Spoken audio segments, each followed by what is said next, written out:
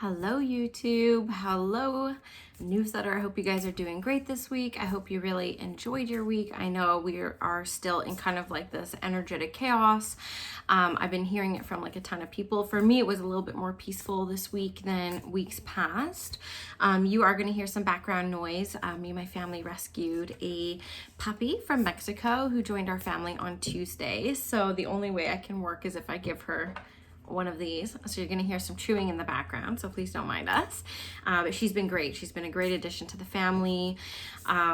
Just lovely. But if I left her alone for a second, she would eat my house, literally. She loves shoes and she loves clothes, especially socks.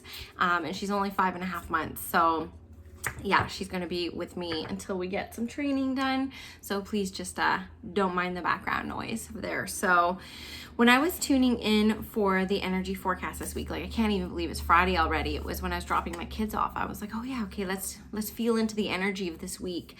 And Spirit really kind of brought to my awareness around the law of grace.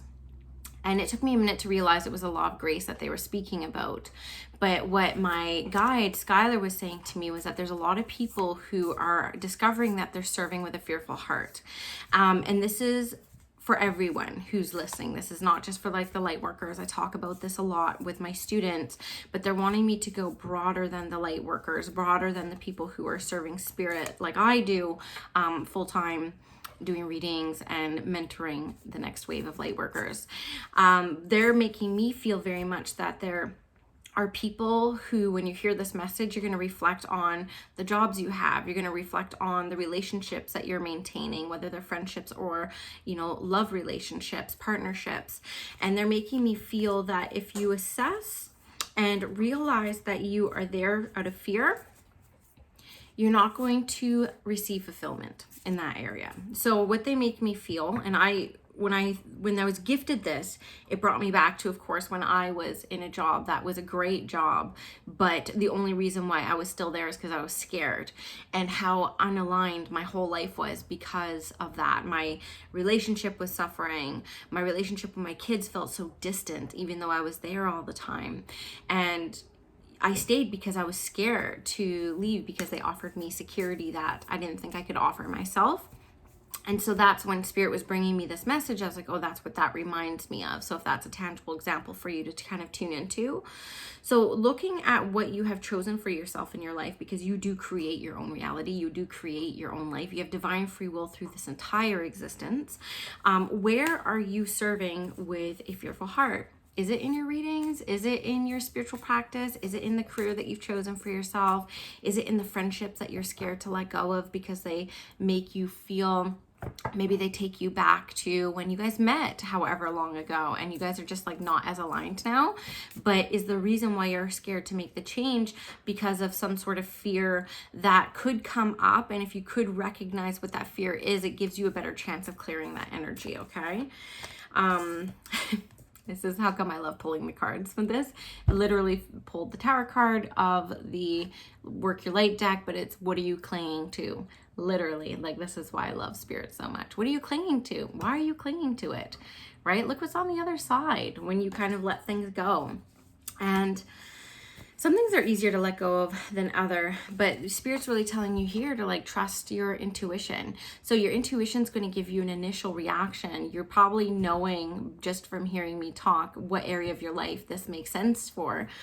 And what happens is we'll get that first gut instinct, we'll get that first niggle, but then we ignore it. We completely ignore it because we let logic get in the way. And the mind, which is where fear really comes from, is like the mind. And so the mind gets in the way. So sit with it, right? Meditate on it, really kind of tune into if I do let this relationship go, if I do try to pursue something else that will make me more passionate, how will I feel? What will my life be like? If we can get past the linear way of thinking around money, the tit for tat, the time for cash, and we look at our lives as a whole, like how will I feel day to day? How will I spend all that extra time that I have here's an example. This is going to sound really rude, maybe, I don't know, but I used to meet everyone for tea who wanted tea. Everyone. If someone's like, oh, let's go have tea sometime, I would like go have tea. And it's not like I didn't want to hang out with people, but I'm an introvert. I like being alone. I fuel myself through my alone time. But there was a fear inside of me, this need to be liked by all, that the fear of not being liked was enough for me to step out of alignment and go have tea with like every single person who asked me. And I just kind of had to cut it off because it just didn't fill me up. Right? And so, I mean, it filled me up in a way where I was meeting some sort of egoic need to be liked, but it wasn't filling me up. I was drained. I was tired. I'd be sitting there with my eyes all dry because people don't know how much I do in a day, especially when I was working. Okay, where do you want me to go next? So you need to know too, like one of the things that they're bringing to me with this card is that even if somebody is like soulmate or soul family, I don't know where I sit with like twin flames and stuff like that, to be honest with you. But if you think like, I can't let this person go, they're part of my soul family, that's okay too, right? Our soul family is a lot bigger than we can even comprehend. And not everyone is meant to be in your life. A lot of people who believe in soulmates, I'm not saying I do, but a lot of people who believe in soulmates will admit that sometimes their soulmates are their exes, or sometimes their soulmates are their, neglectful parents. And yeah, and so they're not necessarily the person that we're going to be in love with our whole life. Sometimes they came here, our soulmates, one of the theories is that the soulmates came here to challenge us the most and be our greatest teacher. So don't hold on to somebody or a situation as well because you feel like you owe them something or there's something like karmic there. You really need to kind of like honor how you want to spend your life is what I want you guys to get really excited about. So yeah, and they're just telling you to tune in. Just tune in. Like, where does this kind of come up in your life? Literally. You need to assess that for yourself. And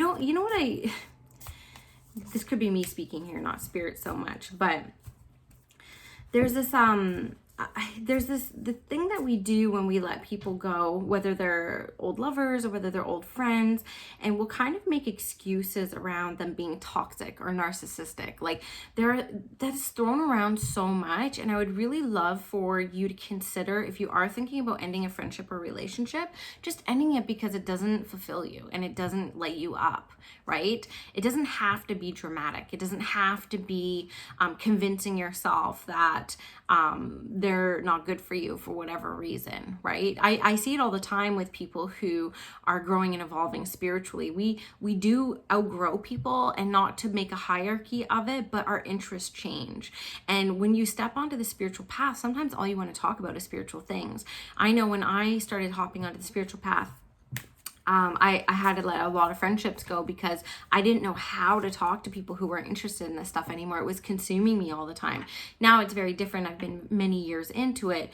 I don't hardly have any spiritual friends now. A lot of my friends are through my kids and stuff like that, and it's a lot better now. But I know those first few years when you're kind of coming on to the spiritual path, it can be hard to talk to people, and you will kind of like outgrow people. But again, it doesn't mean like you've ascended further. A lot of us who are hopping onto the spiritual path actually have a big crumble. We have our tower moment, because that's really what part of the awakening is. If you read books about people who experienced awakenings, they usually had some sort of traumatic event spark that, whether it was abuse, addiction, a loss of a loved one, loss of a relationship, loss of a house, loss of a job, that really kind of like ignites that kind of awakening. So I don't want people to think like awakening is putting yourself above anyone else. I think that's really important to say, because I know that it is so hard to let go of people and situations. And one thing that we do as humans is try to like demonize that person or that situation, so it's easier to walk away. That's kind of what I'm getting to. So please don't do that, because there'll be some sort of lesson that you'll have to learn out of doing that will have to push you back into alignment. It's okay to walk away just because you feel like it. Literally, doesn't have to be a big deal, right? And then this is leaving space for you to create and birth. I love how it matches my shirt. This is leaving you space to create anew. right? That's the only way that we're going to create new things is by creating space for it. So be really picky. I want you to look at your life this week. I want you to look at where in your life you may be sticking with something or hanging on to something because you're scared. And if that comes up for you, just assess it and just be like, what's the worst that could happen if I just kind of let the situation go?